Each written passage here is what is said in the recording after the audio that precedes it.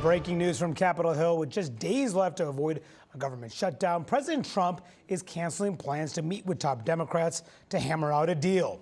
In a rambling Truth Social post just before he stood up to address the UN, President Trump wrote, quote, "After reviewing the details of the unserious and ridiculous demands of minority radical left Democrats in return for their votes to keep our thriving country open, I've decided that no meeting with their congressional leaders could possibly be productive." Now, he went on to list multiple items he claims Democrats are demanding: free health care for undocumented immigrants, open borders, and, quote, transgender operations for everybody. But those are actually not on their list. These are the Democrats' actual demands: an extension of expiring Obamacare subsidies, rolling back Republican cuts to Medicaid, and a promise that the White House would not eliminate spending after it is approved by Congress. My excellent reporters are back. Look, we're a week away. Democrats, of course, have leverage. Everyone says, well, the Republicans will control Congress. Democrats need to give the votes for it to pass the Senate, which is why their view is critical here. But we are entering a moment where this is feeling pretty serious right now. It's feeling pretty serious because all the sides are very much locked in. You have Speaker Johnson saying he's not going to bring the House back to pass any sort of funding legislation that may be different than what the House has already passed. You have Schumer and Jeffries, the Democratic leaders, not backing down from their demands. And if we had seen any sort of, kernels of progress with this proposed Thursday meeting between the president and Democratic leaders, it's obviously gone now with the meeting being canceled by the president on his Truth Social account today. Weird things can happen at the last minute, obviously, as we know when it comes to shutdowns.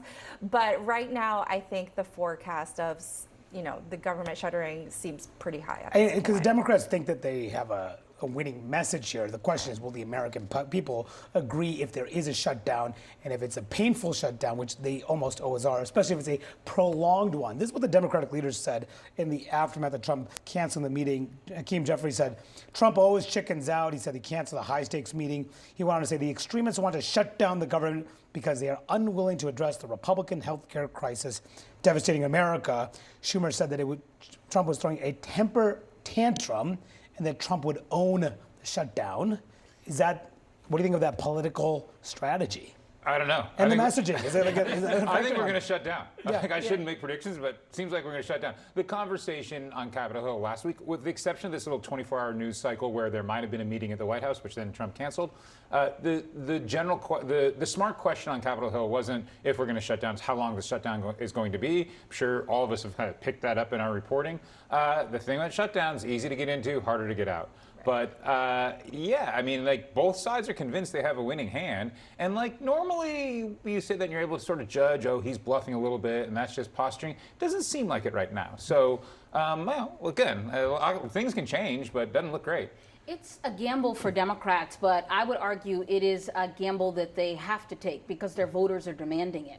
We remember the last time that we were in this scenario, and Senate Minority Leader Chuck Schumer got a lot of pushback, and so they have to appear as if they are at least putting up a fight. I will say, though, I remember not long ago when Mitch McConnell was the majority leader and he hated shutdowns, and he often said that it was because there was never a policy victory for the group that instigated it.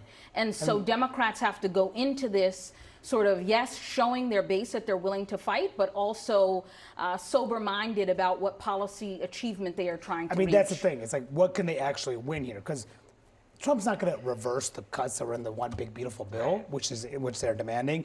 They want to extend these Obamacare subsidies, and this is the impact of what would happen to these Obamacare subsidies. They're expiring at the end of the year. If they are not extended, 22 million people will see their premiums increase, 4 million people will lose insurance, $350 billion is the cost of extending Obamacare subsidies. That's the cost to the federal taxpayer. But it's a complicated policy that requires a significant negotiation with Republicans in charge. That's not going to get done by Tuesday. So what can they actually achieve, Democrats, if they don't supply the votes, they block a Republican bill, and there's a shutdown?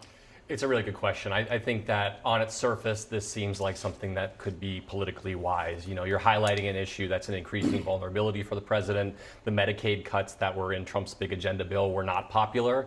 They'd like to keep the focus on that. I do wonder how much this is a messaging exercise and not something that they ultimately believe they're going to get something out of. Are they going to focus things on this issue, recognizing that they're probably not going to get anything out of this, and maybe having a short shutdown ultimately? You know, we've had a lot of shutdowns over the years, and it's kind of become less and less of a political factor in later elections. And so this feels to me like Democrats feeling like they have to fight. We'll see if they actually feel like they need to take it that far. And remember what the Republican proposal is essentially a clean spending bill. There's really not there's not a poison pill on there that Democrats can't accept. It's a 7-week extension of government funding. Well, I think that's why Democratic leaders are so focused on the messaging war right now and trying to make a case, because, I mean, we've all covered a lot of shutdowns in various iterations. And if there is a general rule of who gets the blame, it's often the party that asks for something extraneous. And, you know, that was like defunding Obamacare. Defunding Obamacare like in 2013. You know, obviously the President Trump in his first term threatened to shut down the government if he didn't get that additional funding for his border wall. Had that dramatic showdown in the Oval Office. This time, you know, setting aside just the value of these Obamacare subsidies that both Republicans and Democrats say they do want to work on, it is technically something extraneous to a funding bill. It's Republicans who are kind of arguing for the so-called clean government funding measure, and I don't know how.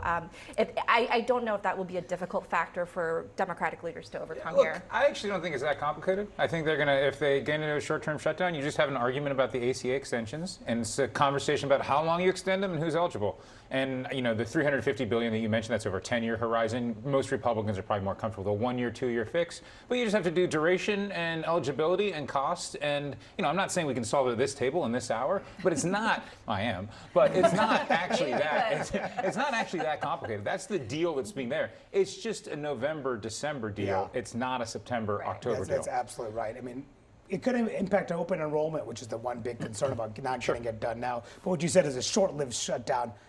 I'm not so sure it'll be a short-lived shutdown. It could be a prolonged shutdown, which, as you said earlier, it's always harder to get out of a shutdown than it is to start. It could be the 7-week horizon, right? I mean, the Republicans, if they're going to do a deal on the ACA, they're going to do it in the Thanksgiving timeframe. So maybe the government just shuts down until then, and then they cut this deal that's there for the offing. Again, not rooting for any of these outcomes. It just you've been through enough of these, and you can kind of see where it's going, with the caveat that none of us have a crystal ball. Yeah, I'm not quite sure how this is going to go quite yet.